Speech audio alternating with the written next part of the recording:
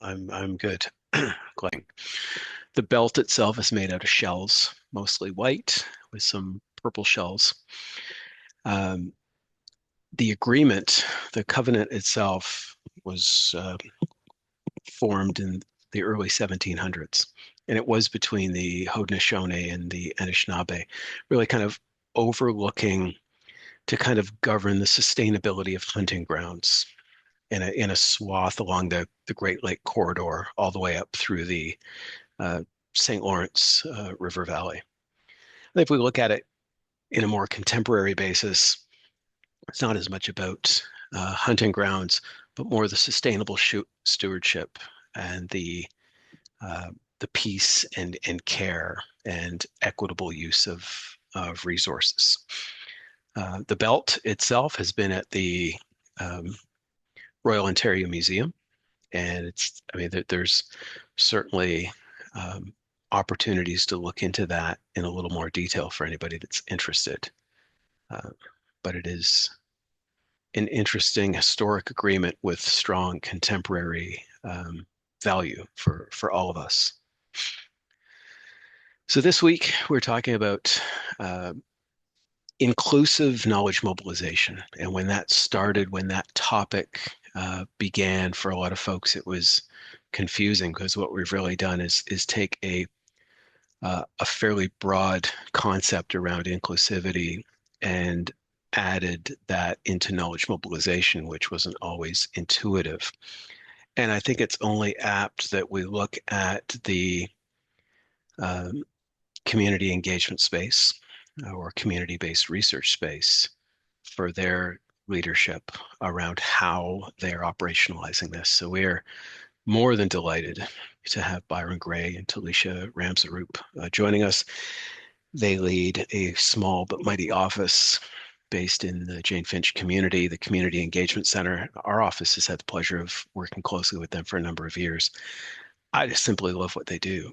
And it's impressive in the sense that they successfully manage probably one of the broadest mandates, uh, community engagement. You could land a plane on it, and they handle that responsibility both internally and externally extremely skillfully. So, on behalf of all of us, thank you for joining today. We're excited to listen to you, the important work you do, and help to gain a bit of a better understanding around this topic. So, with that, I'll mute myself and pass things over to you guys. Thank you. Perfect. Thank you, Michael. I will share my screen and hope that it works. There's always something going on. So this is working, correct? Okay, perfect. Thank you, everyone. It's always a pleasure to join the Knowledge Mobilization course and to chat about some of the work that we are doing to help bridge those gaps between community research and knowledge mobilization. So today we're going to be talking about inclusive knowledge mobilization, as Michael said, talking about how we can kind of bridge that university expertise with community wisdom to make sure that we're mobilizing knowledge in a way that is meeting both partners where they're at. So just to do a quick introduction of myself and Byron, who is going to be presenting with me. So Byron Gray is the manager at our office. So our office is a part of York University, but we are off campus. I'll talk to you a little bit more about that a little later. Byron has worked there as the manager for, I want to say, over 8 years now. And before that, he has a long-standing experience working in the Jane Finch community. Anything else you'd like to add, Byron? Nope. Okay, perfect. And my name is Talisha Ramsrup. I work as a community projects coordinator over at the CEC, which is what we call the Community Engagement Center. I've been there for just about 9 years as well. And prior to that, I also did a lot of nonprofit work. And I did my own research as a student, as a master's student at York University. Is there a way I'll to hand it make over. the screen a little like full view instead of I'm seeing the internet I bar? will I will work on it. Okay. I'm trying to figure out. Yeah, if you take this, I'll just work on that for a second. All right. Well, thank you so much for that introduction, Felicia. And it's very Nice to meet everyone. There's so many of you here today, which is awesome. And I hope that anybody who was averaging below a 5, that we can bring you up to a 9 somewhere, right? Like a raccoon with the paws on the table.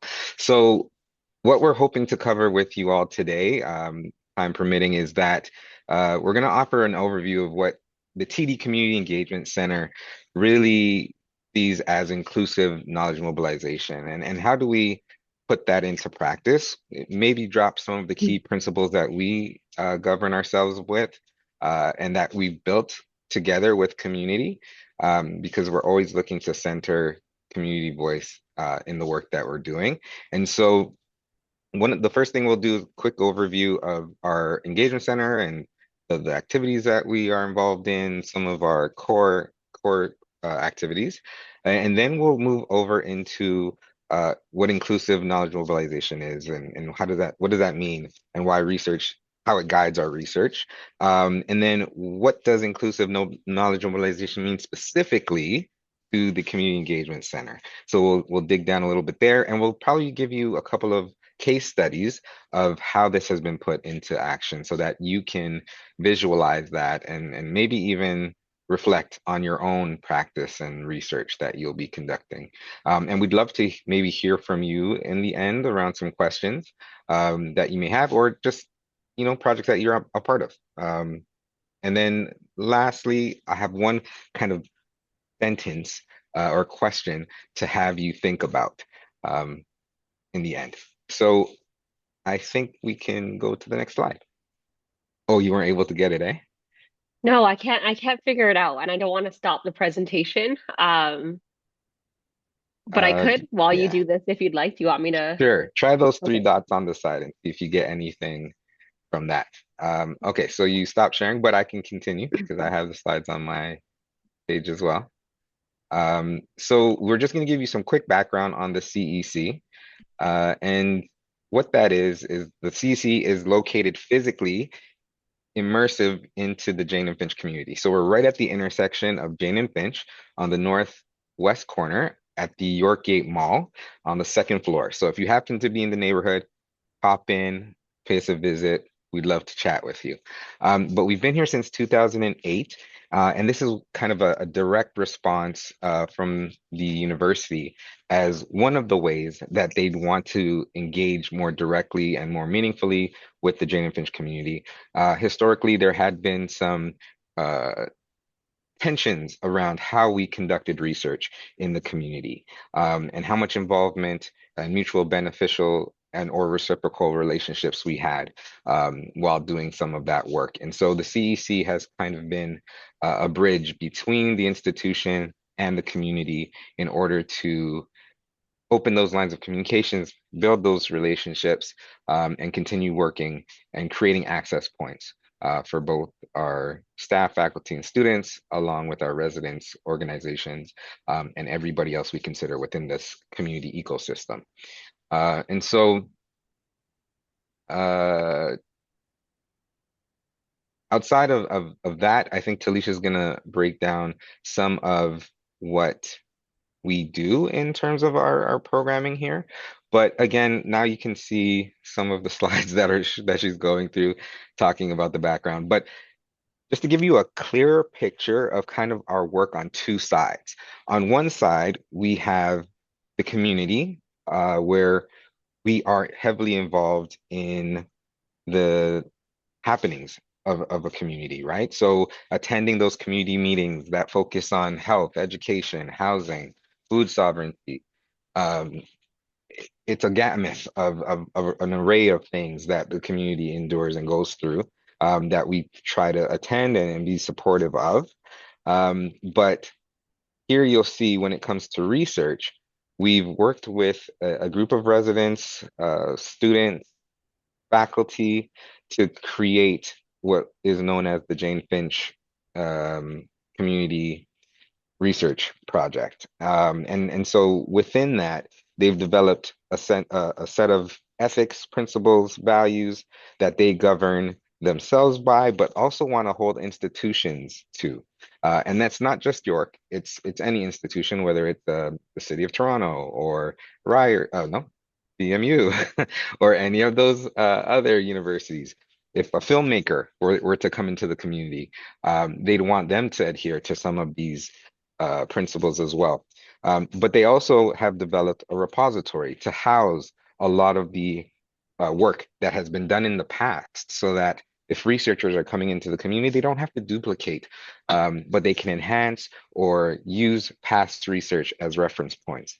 And then the CEC also has a fund or a grant that we facilitate in order to create partnerships, to create relationships, to foster some and build some of that rapport between community and our faculty on campus, where each side could come up with an idea and see where they converge, right? So if a resident comes up with a research project that they'd like support with, they can connect with one of our faculty or student groups and they can start a relationship, build a project together, and we're here to help that move along smoothly.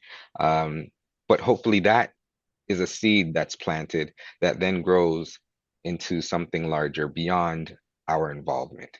And so that is our hope for the majority of our projects, and that's actually what happens with the majority of our projects. So we'll talk a little bit about that later on. But on the institution side, one of the main things that we're a driver for is the anchor institution framework that is happening on campus that you may not have heard about, which is fine. We're trying to promote this as much as possible. But for those of you that are unsure of what an anchor institution is, it's really the fact that we are such a staple and such a resource in the Jane and Finch or Northwest side of the city. We're one of the largest employers in the Northwest. And with that asset, we would love to share that amongst our neighbors. And so, how do we better support the local or hyper local communities and postal codes that surround our university?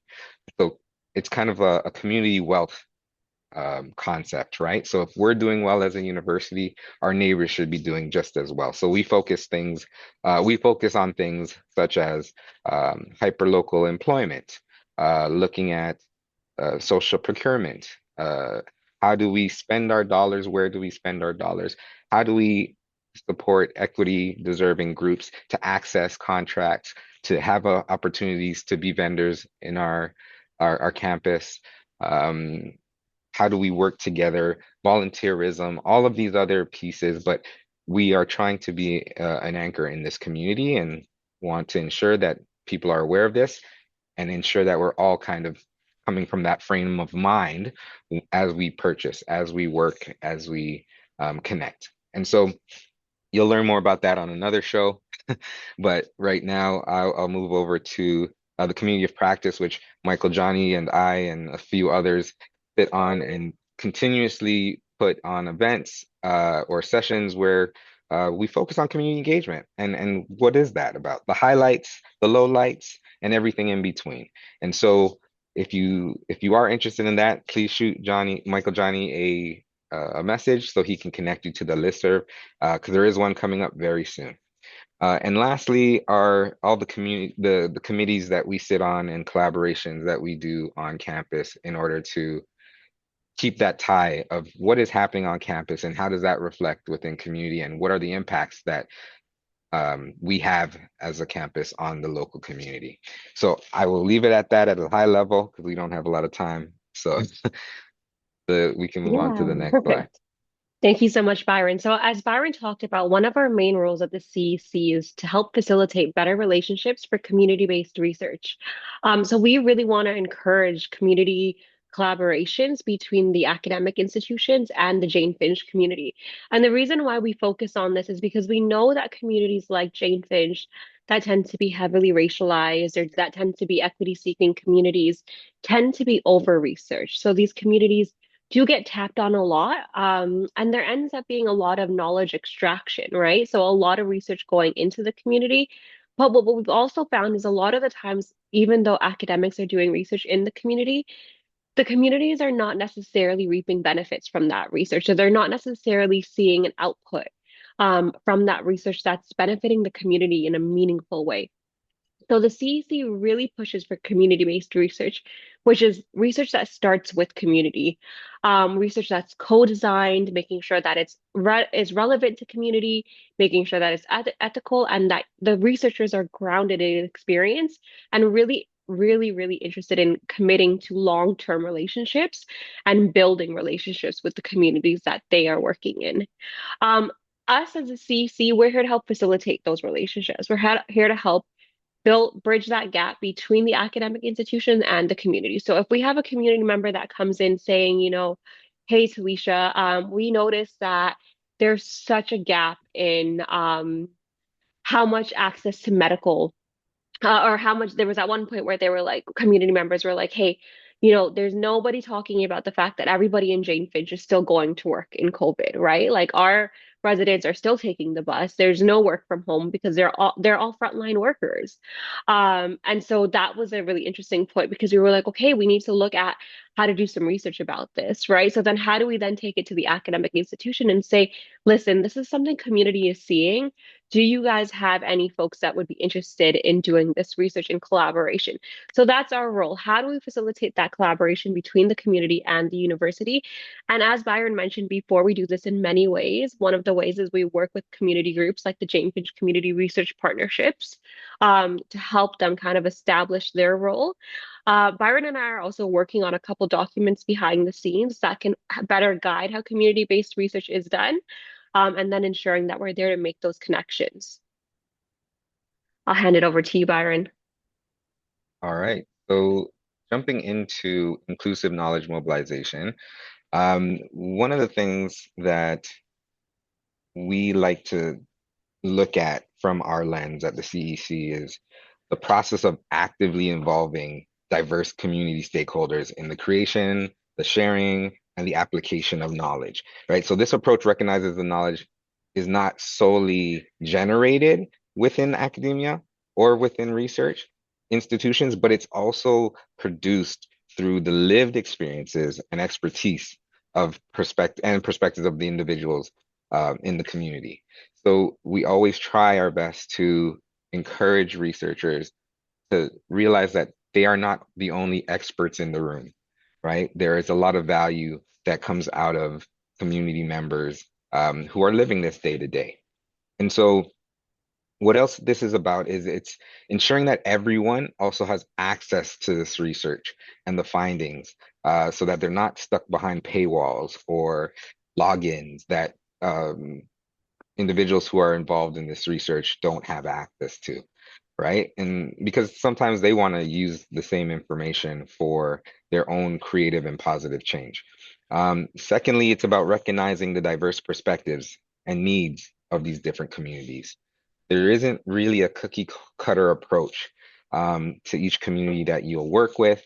Um, as we know, communities may experience similar challenges, but they are not exactly the same. So let's take a deeper dive, building that rapport to understand where communities are coming from. And thirdly, it involves actively engaging communities throughout the research process. So from design all the way to dissemination. There's even some forethought prior to that that Talisha will cover. But again, these are some of the areas that we the inclusive knowledge mobilization through. Thanks, Byron. Byron and I like to, as we're talking about inclusive knowledge mobilization, we tend to come to inclusive knowledge mobilization through a lens of community-based research. That's kind of how we frame most of the research that's being done in the community. And one of the things that we like to do when we're doing community-based research and inclusive knowledge mobilization is having a set of guidelines for how to, like promising practices for doing community-based research and inclusive knowledge mobilization. So we have 10 promising practices. We don't have the time to go through them all today, but in the framework of inclusive knowledge mobilization, one of our main promising practices is think ahead. So when you are doing knowledge mobilization, when you are doing research that will involve knowledge mobilization, we always encourage folks to plan and think ahead. So from the very start, clarify your intention. Does your research genuinely reflect the community needs, the concerns, and the strengths? And this comes from the fact that a lot of the times we think we know what community wants in terms of research, but that might not be exactly reflective of what community wants. There were many points in the past where we had so many researchers who were interested in doing research on access to post-secondary or academic achievement for young people in the Jane Fish community. But what ended up happening, even though the researchers had really great intentions, the same research was done again and again and again. And community was saying, okay, we get it. Like our young people are not accessing post-secondary, but we don't want that research anymore. We want research that talks about how we need more funding in our schools so that our young people can access post-secondary. So we really encourage folks when you're doing research to please think ahead. These are all early considerations. Think about if your work is relevant. Has this work been done before? Does it address what communities are actually wanting in terms of research? Another thing we encourage is to really define your community involvement early on. And again, I'm talking from a very specific lens of community-based research because that's how we do all of our research at the CEC. We always do our research with community. And as Byron mentioned earlier, we really change the perspective from seeing folks as research participants to active members of the research. So when I say define community involvement, it means are the community members going to be co-designers, right? I mean, knowing that it's their knowledge that's kind of fueling our research. Um, are they co-designers? Maybe they're advisory board members. Maybe they're co-authors. Looking about more ways to kind of acknowledge the expertise that the community members are coming with and being transparent about those roles from the very beginning. We also encourage folks to really have a clear-cut communication plan very early. So determine how are you going to stay connected with folks? Are they just doing a research interview? They sign the consent and then there's nothing else? Or are you going to keep community members updated? Are there going to be community gatherings on a once a year basis? What does that look like to make sure that community is in the loop of what's happening with this research and continues to be in the loop of the research? Can address compensation really early. Again, this is something we encourage as well. It does not need to be monetary compensation. If you don't have a budget for, we always encourage having some sort of budget, but if you don't have a budget for, what does community need? Maybe it's volunteering your time. Maybe it's looking for other ways that you can give back to the community. So it's not a one-sided relationship where you're gathering knowledge or you're gathering information, but community is not getting anything. And then, in terms of inclusive knowledge mobilization, one of the first things we encourage our researchers to do is establish a knowledge mobilization plan, which is typically something people think about at the end of their research. But we know that when it comes to research in communities like Jane Finch or Lawrence Heights or any communities that are really equity seeking, we need to find ways to mobilize that knowledge. It's not enough just to do research. How are you going to use this research to create change beyond academic journals? And we really think it's important to do that early on with community members, right? Establishing with community members, how can you use this research to your benefit? Is it going to go to city council? Is it going to go to policy writers? How will they like this research to be mobilized? And what are meaningful ways we can use this research to create real change in our communities? Byron, I'll send it back to you. Okay, so what does inclusive knowledge mobilization mean to the CEC? We touched on this very briefly earlier on. And Felicia has mentioned some components of it as well. But as we can see that ensuring that research findings and community wisdom doesn't just stay behind closed doors. So we don't want to put this research on a shelf and we want to activate it. We want to action it. We want to ensure that it's accessible, right?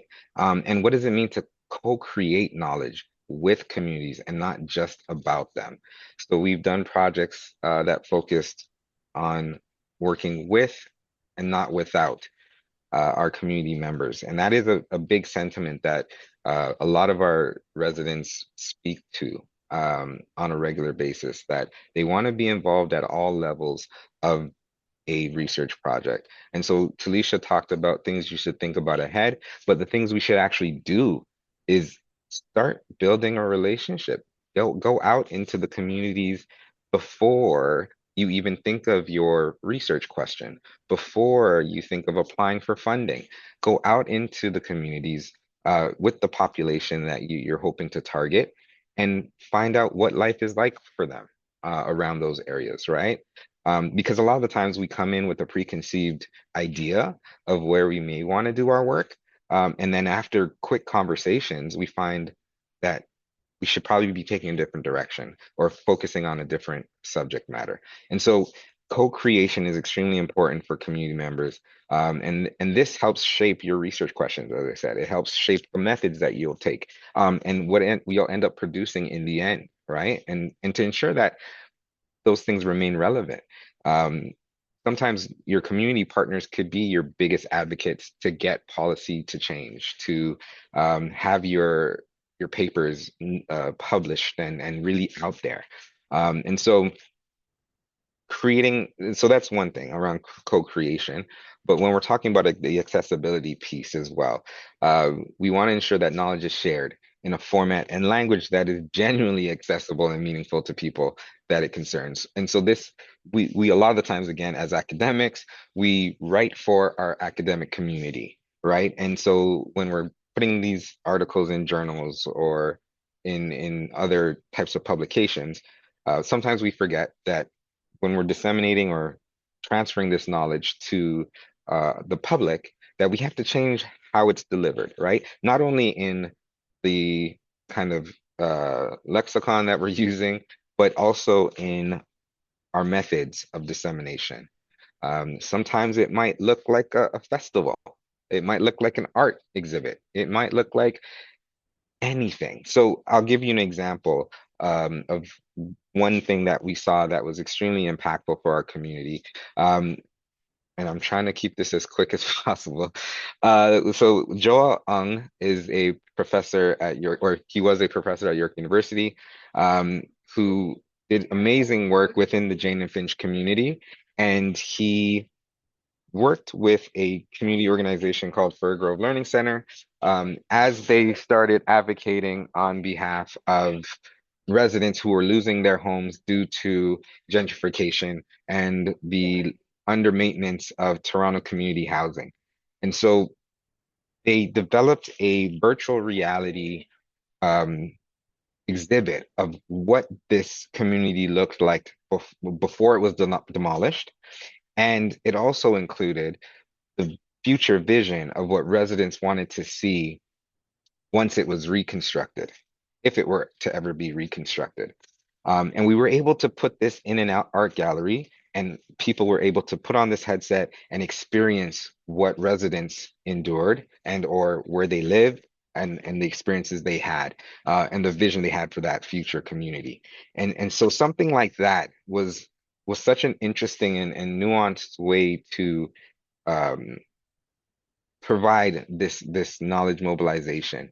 And the residents were a part of every aspect of it. And so they came out to the exhibits and spoke to people. They attended all the different forums where this was happening, and they presented side by side with Joel. And they built their own capacity as well, right? So this was new to a lot of people. The technology was new. Even some of the approach to the subject matter was new. And so it built a resident capacity, but it also gave Joel a huge understanding and a new understanding of how communities experience gentrification. And so that was just a quick, simple overview of a project that had come out of a Catalyst grant, actually. One of the projects, the funding that we produced for communities. And in this way, we were able to think about how could these two sides come together, look at a mutual beneficial relationship while centering the community voice and honoring the expertise and lived experiences of community residents. And so my little call to action, which you can see here is, and we don't have to respond to this today, just take it in and think about it, is how can your work, your partnership, or your institution contribute to a more inclusive approach to knowledge mobilization? So think about what you're doing now and think about how it could be even more inclusive with those that you're working with. Thank you. Felicia, you can take on the next. Yeah. Okay, so we know what inclusive knowledge mobilization now. We've talked about the different ways to frame it. What does it mean to actually put it into practice? So we know that is crucial, but we know that it gets overlooked. We know that planning early is going to help you activate engagement and create real change. Um, so what does it look like? So this gets a little spicy. Open access is mandatory. Okay. So whatever research that's being done needs to be open access so that it belongs to everyone involved and that it's accessible to the community. Being able to deposit the research into an open repository is something we always encourage for inclusive knowledge mobilization. It can't be inclusive knowledge mobilization unless it's accessible to everybody. So that's kind of one of the things that we tend to emphasize, making sure that open access is no longer like maybe something we consider making talking about open access as a mandatory way to move forward when we do knowledge mobilization. Reach beyond academia. So thinking about what type of knowledge mobilization formats will be most impactful for non-academic stakeholders. Think about things that you don't usually consider, like a podcast, a documentary, TikTok, Instagram posts, community tabling, public art and murals. And I'll give you an example of this. I know Byron spoke about a great example earlier, but one of the things that I like to talk about is a case that happened in 2008. So picture this. It's 2008. You've been living in your community for over 15 years. You get a letter on your door saying that in 3 months, you're going to be forced to relocate. They don't know where they're going to put you yet, but you're going to have to find somewhere new to live. It could be downtown. It could be Scarborough. It could be Etobicoke. You currently live at York University, let's say. You work across the street, and the idea of being moved to Scarborough is devastating. This was something that happened in the Jane Finch community, in a community called Fergrove, which Byron mentioned earlier. It supported over 2,000 families who all got this letter on their door notifying them that in 3 months they were going to be forced to leave and they didn't know what communities they were going to be put into, but that it was going to happen because their homes were no longer considered livable. Three community members came together, three young women, all in university, came together who were currently living in that location and said that we're not doing this. There was no time to kind of go through the traditional research process in terms of finding a academic partner, applying to SHRC or whatever those processes typically look like. So the three women came together and said, we have 3 months. We need to talk to as much as our neighbors as we can. We need to capture their stories and we need to find a way to take those stories and create change. And that's exactly what these girls did. They went and they talked to their neighbors. They asked them a set of interview questions. They took their photos and they created a photo art exhibit that documented the horrible way that this relocation was being done. It talked about how people were feeling when they found out they were being moved. It talked about people's fears and their anxieties. It talked about how people's lives were going to be affected. And they used this in a two-folded way. So one was that they took all those stories and they went to the Toronto Community Housing Board and they presented them and they told the board, listen, the way that this was done was absolutely unacceptable. You cannot uproot people's lives in 3 months and then expect them to be okay with that.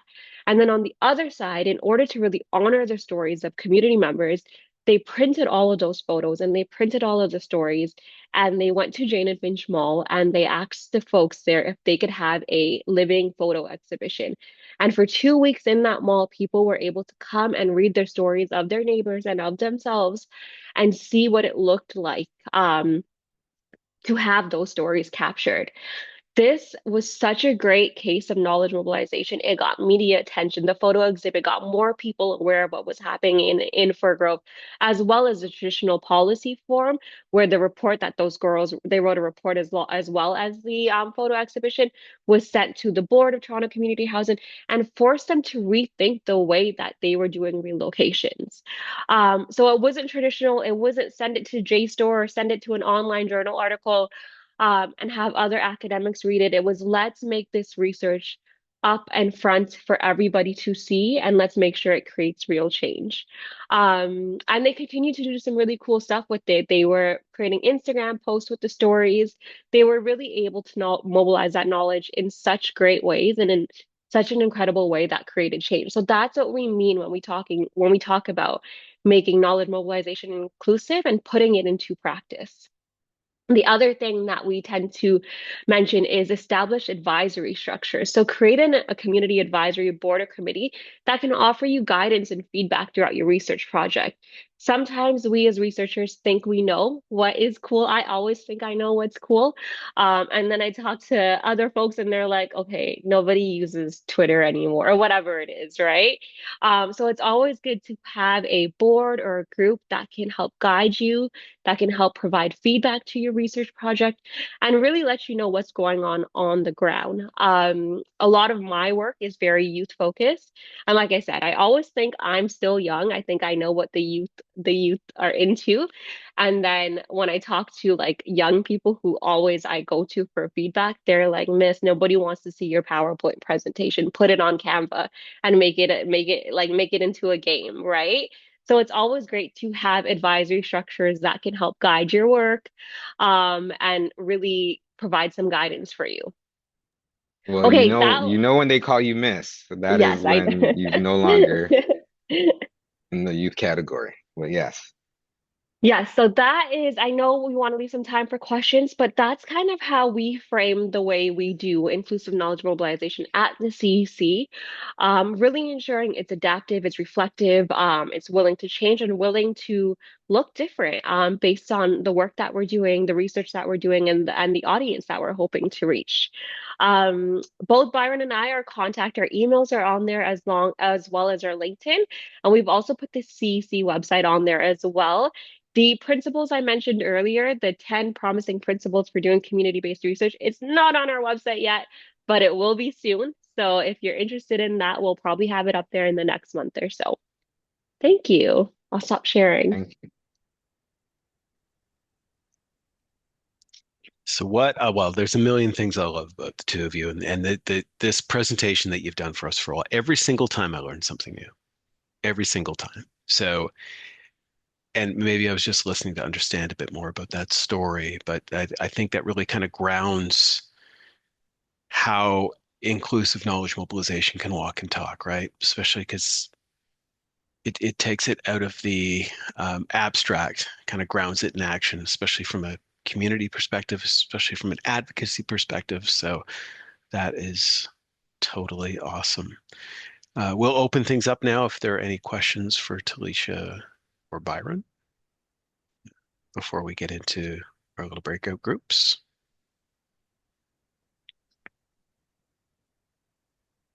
There we go. Hands are flying. Filipina, go ahead. Okay, thank you. I really enjoyed the presentation. My question is from the standpoint of a researcher, okay? If I put myself in the shoes of a researcher, usually as researchers, we have our areas of interest, okay? So personally, I work on environmental issues. So let me say air pollution, okay? And from where I come, community members actually do not see air pollution as an issue because the effects are not very visible to them. The health impacts, the health effects are not visible. So if as a researcher, I'm interested in air pollution, but after engaging community members, they also have their own interests. What should I do as a researcher? How do we marry the two differences? Mhm. Yeah, that's awesome. I'm gonna take a stab first. Sure, go ahead. Yeah, awesome. So that is a great question. And I'd like to challenge the thinking that community members may not care or identify air pollution as a concern because it's not visual. A lot of the times, and we've had these conversations in the past about sustainability and all of everything that's within sustainability. Um, a lot of the times residents do care, they just don't call it what we call it. So we wouldn't identify it necessarily as air pollution, but we would talk about it with our communities in health when we're saying a lot of our kids have asthma and or a lot of our kids are having trouble with breathing. And so that's kind of where they would conceptualize air pollution.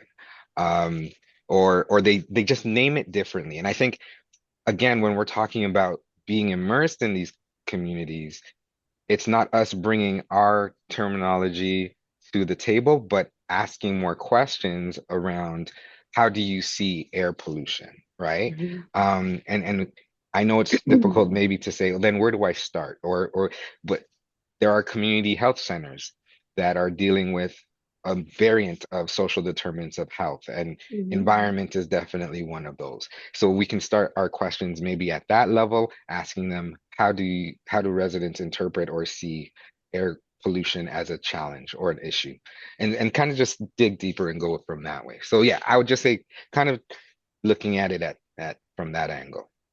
Yeah, I'll just add really quickly, Byron. It's funny because we had something similar in Jane Finch.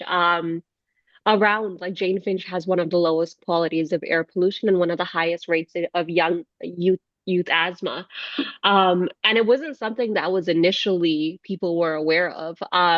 But people were aware of the fact that there was always so many tanker trucks on Finch Avenue. And it was hard for kids to cross the road. It was dangerous. And then when we started to look at, okay, people are feeling like there's too many tanker trucks on the road on Finch Avenue, and we looked at that a bit more, we realized actually Finch Avenue is one of the only streets in Toronto where tanker trucks are allowed to run over a subway line.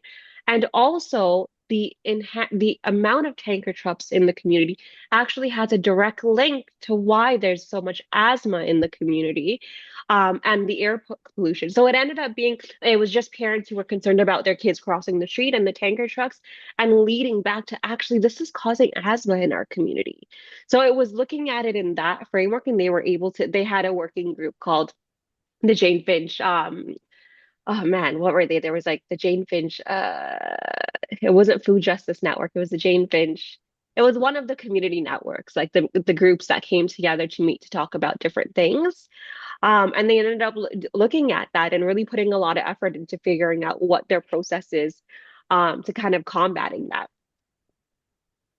Thank you very much, Filipina. Maria, you're up next, and I've got online questions from Tracy after that.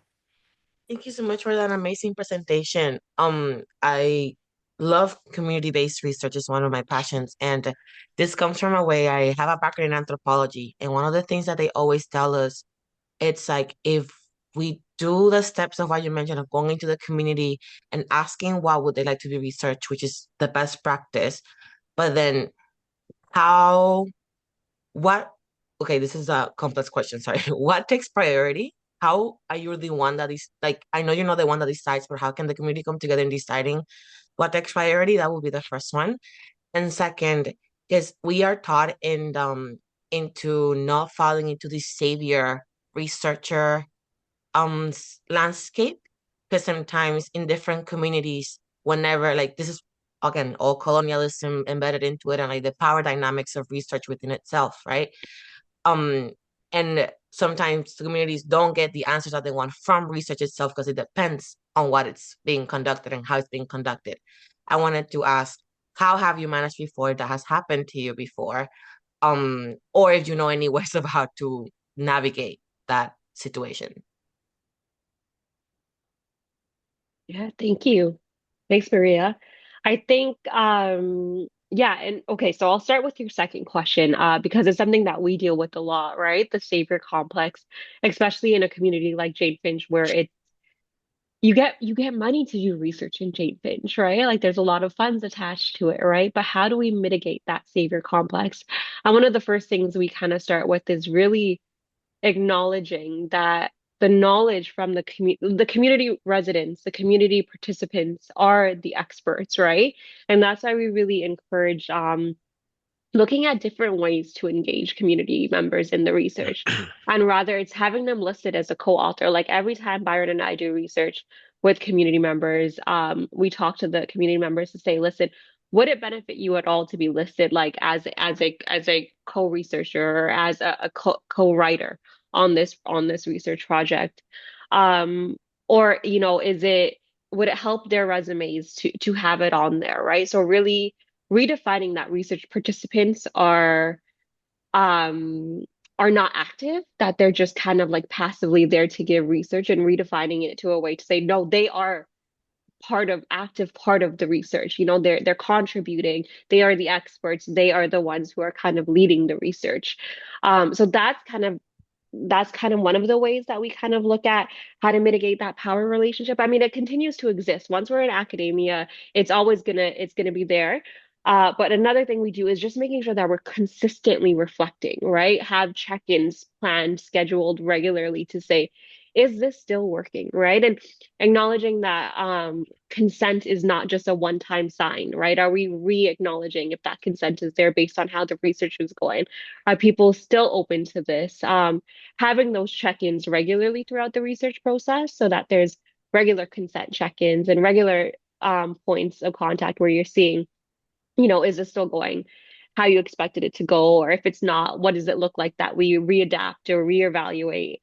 And then in terms of what takes the priority, I think that's where you bridge that gap with your interest, because you know, me as somebody who's interested in like youth and education and art, I'm not the best person to do research on, you know, the effects of COVID when you're taking the 35 bus, right? So it definitely takes that finding that balance between your interest and what folks are needing in the community.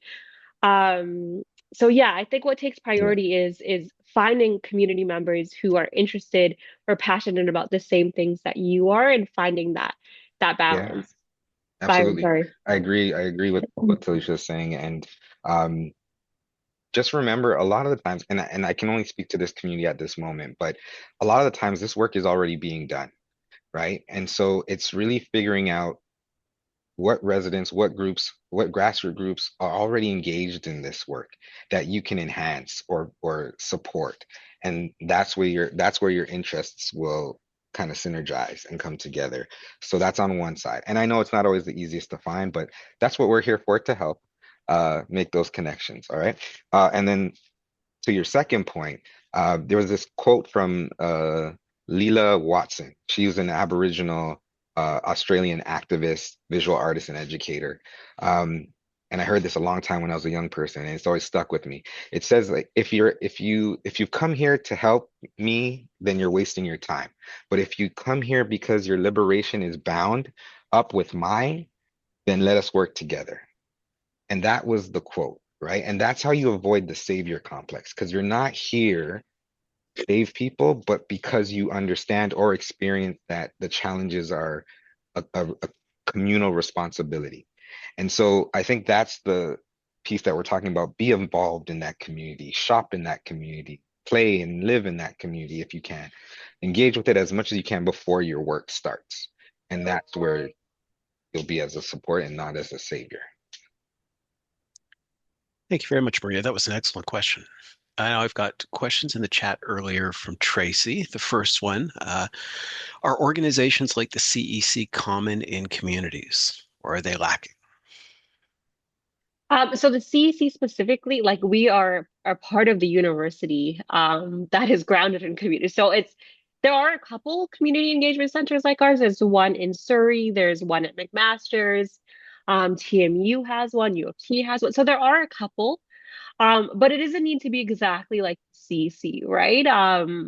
Our like we are a bit interesting in that we are both part of the university and the community, and it creates a really interesting framework for being able to bridge those gaps. There are a couple, like there's a Canada-wide working group. It's the community engaged. I don't know the exact acronym, but there are a couple. But like I said, it doesn't need to be working with organizations just like the CC that are part of universities. A lot of nonprofits and a lot of grassroots organizations have some capacity for research. Like they know how they want research to be done in their communities, and they are able to help you navigate that. Right. And the second part of the question, this relates to publishing.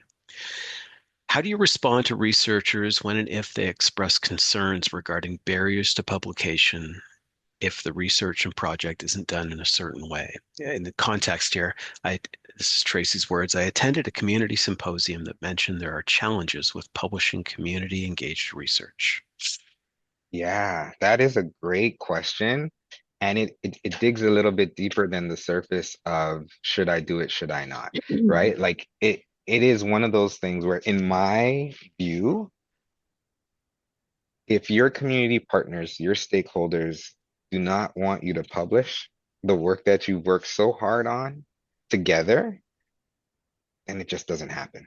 It doesn't happen in that way. Like it has, from my perspective, the people this impacts the most need to come first. And so if that means your work doesn't get published, then it doesn't get published. But I feel as though there isn't ever a space where things can't be negotiated or things can't be done, because usually there's some aspect of it that they're not comfortable with, or there's something that's just slightly off. And so it's figuring out what are those pain points and what are those things that are really creating the tension that they don't want this to be done because they were a part of this for some reason, right? And so again, there's a lot of pre-work that would help avoid a situation like that. So memorandums of understanding, really talking about your values and principles aligning and why we're doing this work and continuously mentioning this as you're meeting, right? Like this isn't something you do once and then forget about. It's something that gets reiterated throughout every meeting. And so that's some of the ways that you end up avoiding that. But again, I would say if they don't want it, then it doesn't happen. Yeah, this is why I said it gets spicy, right? Like people don't realize how radical community engaged research is. Like Yeah, it's not, it's more radical than we think it is to be willing to reframe the researcher relationship, and to acknowledge the work of the participants, as experts. It's a really radical approach. yeah, And I don't think it gets enough credit for being as yeah, radical as it is. yeah. If I can be flippant for a second, the analogy is the very first time I made butter chicken from scratch. It was beautiful and it was messy and it was really risky, right? It could have gone either way. It turned out, but my God, it was really challenging. And I shouldn't be flippant about this subject, but safe to say that it is maturing. And I think there is a growing sense of the values and principles, and it generally calls in engaged scholars with strong values and principles and practices. Janelle, you have been patiently waiting. Thank you. Very good. Thank you. Thank you so much for speaking and talking about this. As a born and raised Jane French person, I love seeing and hearing about people that are passionate about our community and hearing all of this. And I was just curious. I've noticed that there's a lot of research being done, like you mentioned, and there's a lot of grassroots that end up being born from those grassroots projects that are being born from that research being conducted. And I was wondering, is there like a network where people can find all of this in like one place? Because I know it can be difficult trying to gather because there are so many different projects that may be built or maybe made that may either get lost, or that may get stopped, or yeah, I was just curious if there's like networks like this. There are people who are working on it. So the Jane Finch Community Research Partnerships, one of the things that they are working on is creating an open access platform of all the research that's been done in Jane Finch. So I will send the link of what they currently have in the chat. But yeah, they're trying to have something because, we're all starting from scratch, especially when we're from the community. Like I remember when I started doing research in Jane Finch, I was like, I know there's all this research. Where is it? Right. So that's one of the things Yeah. that they've been working on, creating this online platform where they could put research that's been done in Jane Finch, and when people do research, they put it in there as well, and just having this ongoing platform. I know they're in a bit of a stop right now just because they've been working for so long, and I think they needed a bit of a break. But I'm gonna find that link for you and post it in the chat. Yeah. Okay, thank you so Yes. much. Awesome. And I believe the Yorkwood Library has a dedicated section that focuses Yeah. on Jane and Finch specifically. So that's also another resource from Toronto Public Libraries, York Woods Library. Yeah. I think it's Hmm. possible folks too could go to the York Library. So the D space, the open access repository, and you could type in your search parameters. I know in the early days we type in knowledge mobilization. We were all excited that there was like six things in there. Well, it's Yeah, grown since then, but I also suspect, Jane Finch community that there's probably quite a robust host of publications, all fully open access. So it's a yeah. great resource. Any other questions for Byron and Talisha? I know we're at the top of the hour, and I don't know if you guys need to, if you need to leave, we understand.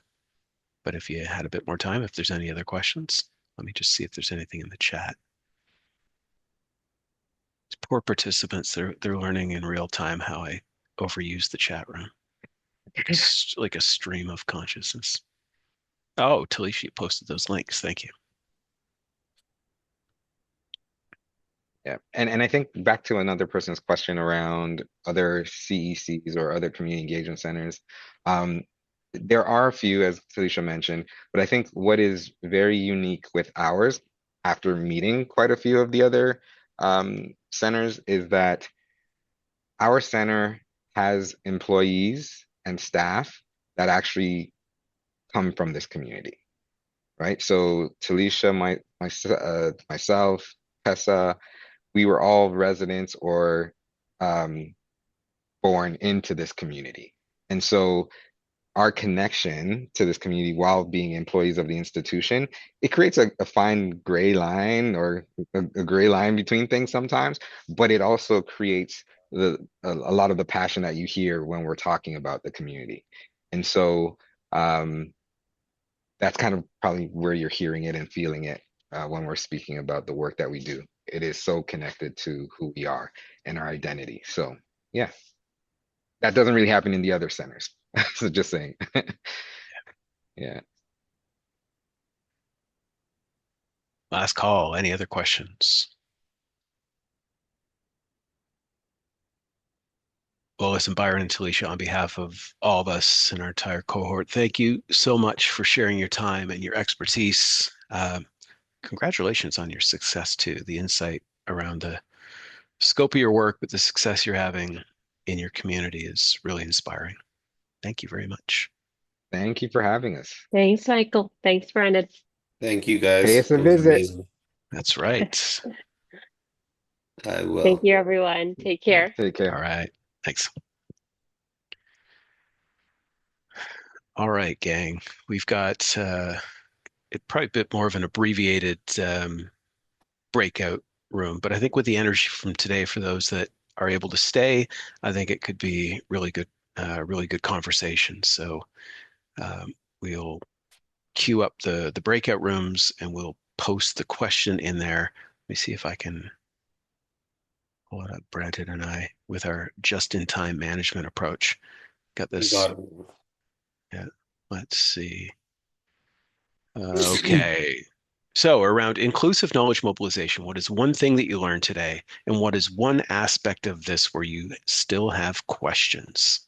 So, it's time for a bit of peer sharing and peer learning, especially since we're all mobilizers.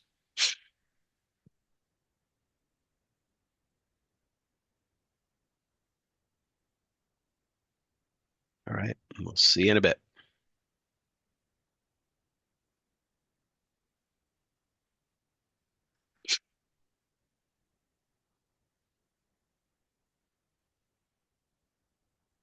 Yeah, Brandon, you should totally get down there and see them. It is, I mean, I didn't even know you were so involved because you know what's so funny? Like I always wanted to be involved. Like I grew up in this area, like talking to them, like understanding. Like I know they know where I'm coming from too, you know, like we didn't grow oh, up in a yeah, nice area here. Like every day was scary. And like especially they're talking about like how the whole area broke down. Like, you know, I feel like emotional yeah, because like I watched it break down. Pretty much where they broke down. I went to elementary school at Fairgrove. Everything they're talking really. about, like I know Yeah. exactly They're every like, they're, every little thing they're talking about. I know. yeah, I know it inside out. And I know they're looking at me and they're probably like, I've seen you before. I'm pretty sure they're older than me. But it's good to like honestly, this class has led me to meet a lot of new people that I'm glad grateful to meet. Definitely reach out to them and explore connections. They probably do some of the most important work at this institution, and I'm like I mean it's an impossible mandate because community engagement means so much to so many people, and they get asked about literally every and any aspect of university function. Now, I engage with them around research, and for a number of years, and this goes back well over a decade, they've had a research and knowledge mobilization working group with community leaders and faculty, but that's just a part of it. I mean, they're on the academic side. They're they're just doing so much stuff. They punch above their weight. Like it's it's pretty awesome. They started Yeah. out with a 10-year grant from the Toronto Dominion Bank, and I think it got renewed. And the university kicks in probably matching funds or more, but it's it's a jewel.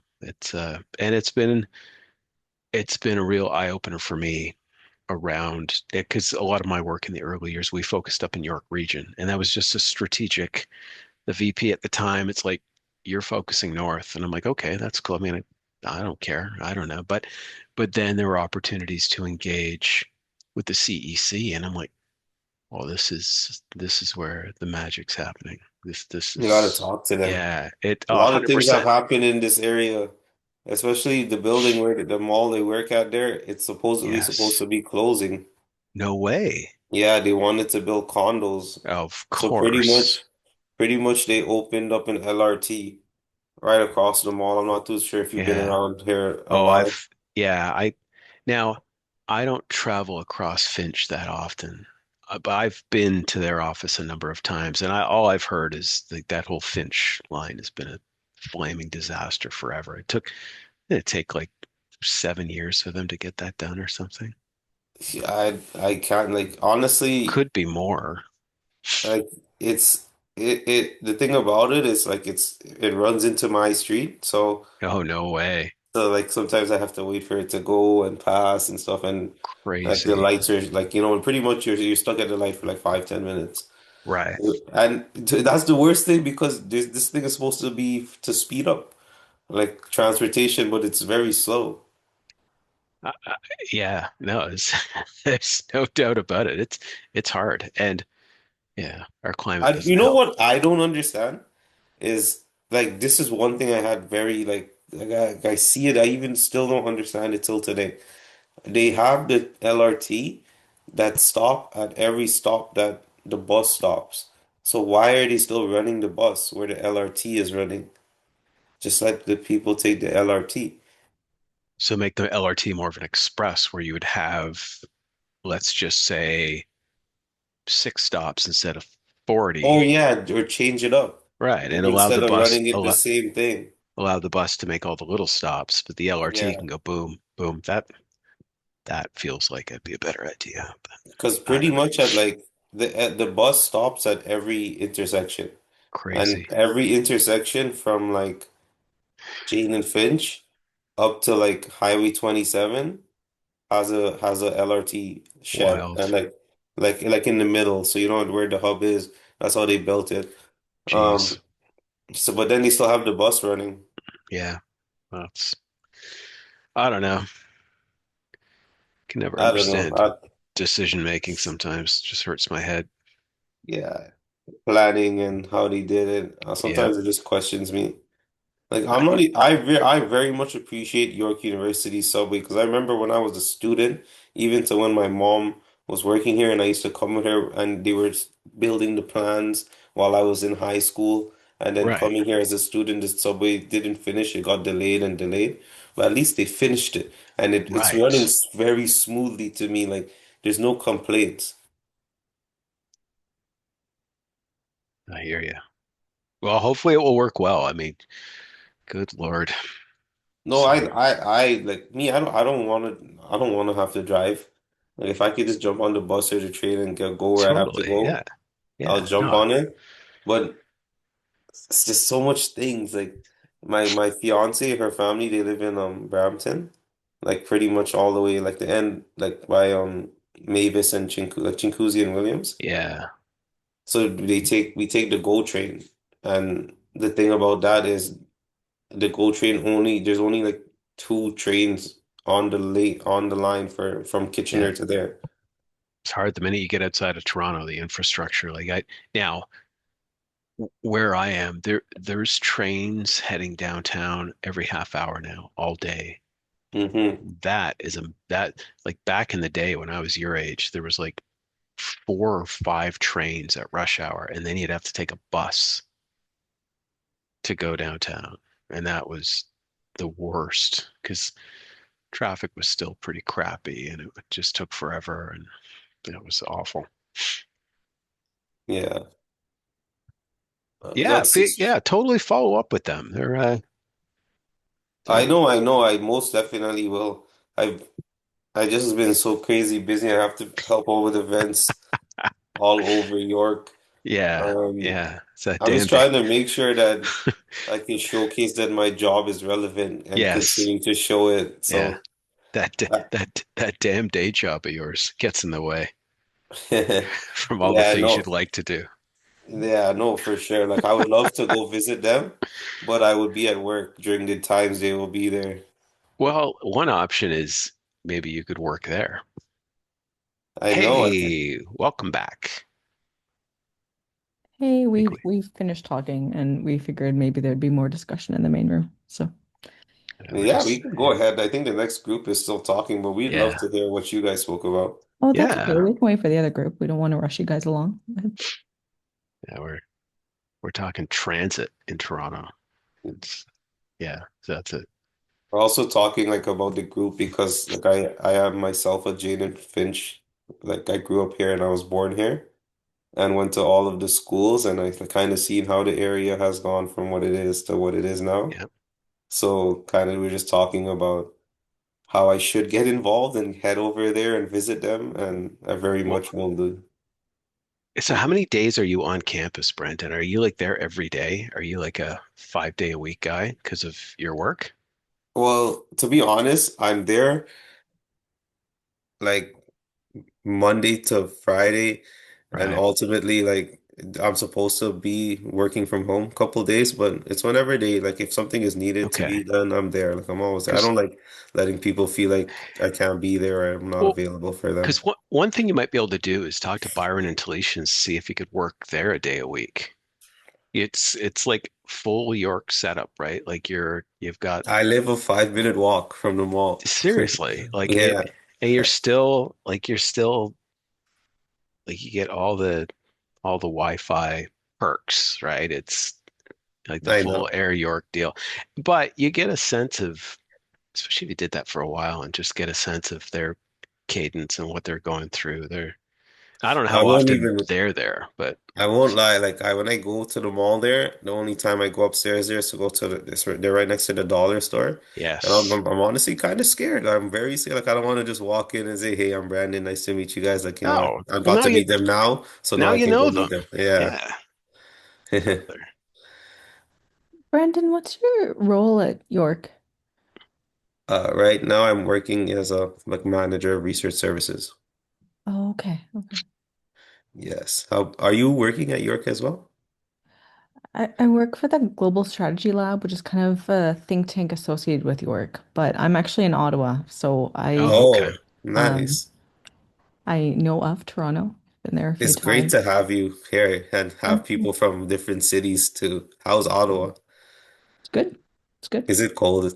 Is It it is very colder? cold. It's very It's cold, just very yeah. snowy. Yep. Yep. Hey, that's pretty cool. Like on when I was like when I look at the attendees list, most of the people are associated with York or they work around us here. So it's good to know that we have somebody from Ottawa. That's right. Actually, that's a good point. I don't know who else would be outside of Toronto. Not to say that you're it, Caleb, but I don't know if we have others. Here they come. Yeah, they're trading it now.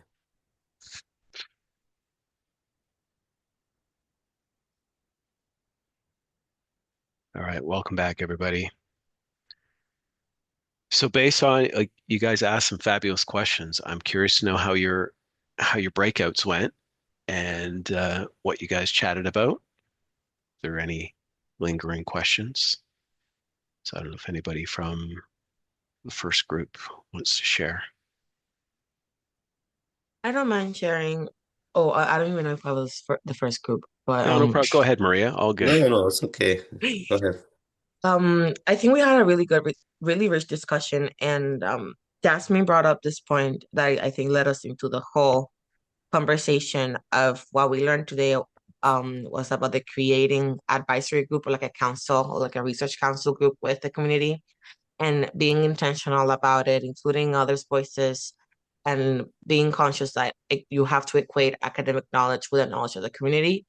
And then our question started streamlining from that. It's like what goes into creating this, who participates, how do you know if it's equitable participation? And then we're thinking about because this all sounds good on paper, how is the actual practice of it, how the logistics really looks like in the field. Well, I don't know, I want to call it field, that's so academic, I'm sorry. Yeah. Like what it No, looks no. like what it looks like in the community itself. And then Karen brought up the point of like what actually the community is looking for and wanting to look for, and how can we balance what Shirk, for example, as a researcher is asking for from the researcher compared to what the community really wants. And like, for example, we're talking about art-based methods and how art-based methods sometimes are not really seen sustainable methods or something that the community can actually enjoy if they're not justified by data or they're not justified by statistical stuff that we always have to put a statistic. Like we were just, I think,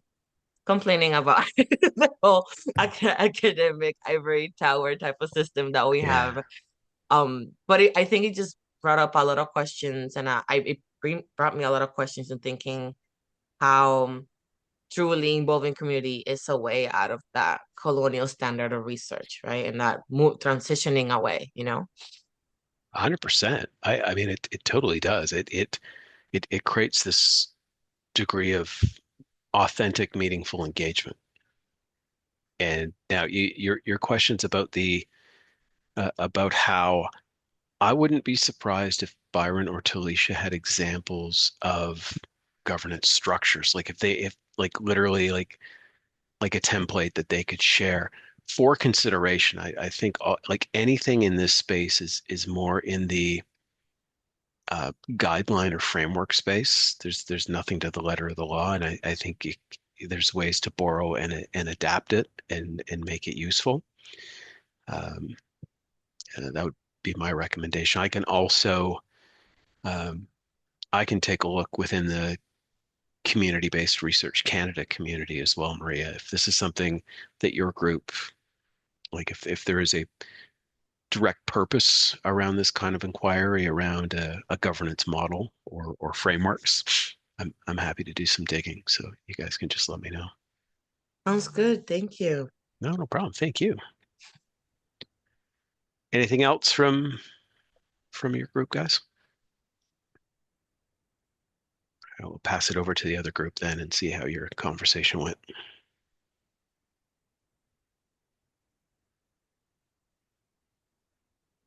Any takers?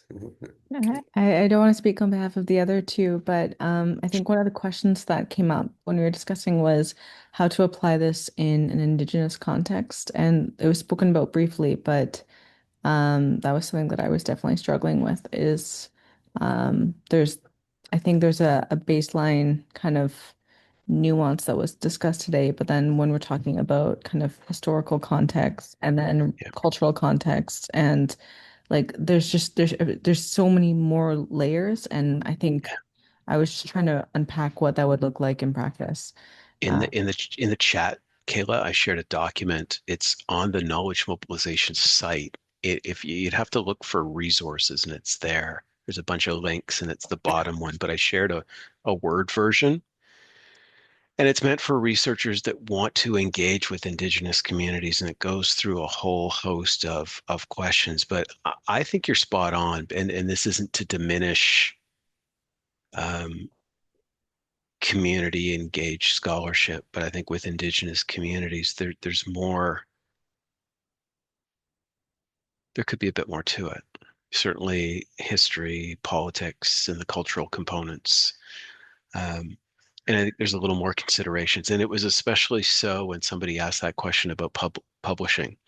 And there was a talk with an academic scholar who went through that exact situation. And, you invest, number of months or a year into scholarship, and the community said, well, we're not comfortable publishing this. And he just had to let it go. And that is just such a painful decision, but you understand that that's part of the contract. That's part of the responsibility when you're working with a community like that is that it's truly equitable and things move forward in a truly collaborative manner. And if for any reason it it doesn't, you just have to go with that. Not to say that there couldn't still be benefits to the community, but that academic currency piece, as an example, can be a little bit challenging.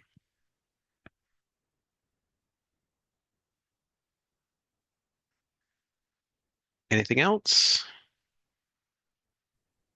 I wanted to ask,